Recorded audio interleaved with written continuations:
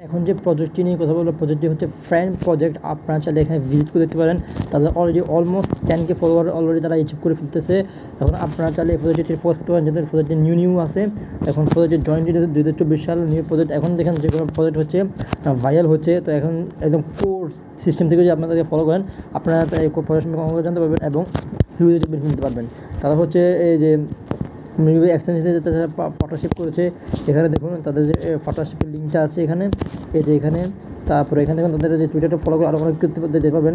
তাদের অলরেডি একটা jelly event run করছে, যেখানে তারা হিউজ একটা বাজেট রাখছে তাদের এর জন্য। এখানে দেখুন 600 মতন ফলোয়ার হয়েছে এবং তাদের হচ্ছে এই যে এখানে $50K একটা তারা হচ্ছে প্রাইস পুল রেখেছে। এই লিঙ্ক আমরা লিঙ্কটা ডিসক্রিপশন বক্সে দিয়ে দেবো, তো এখানে দেখতে পাবেন এই যে 50K প্রাইস পুল এবং তাদের এখানে ক্যাম্পেইন হচ্ছে জেলি ক্যাম্পেইন, ঠিক আছে।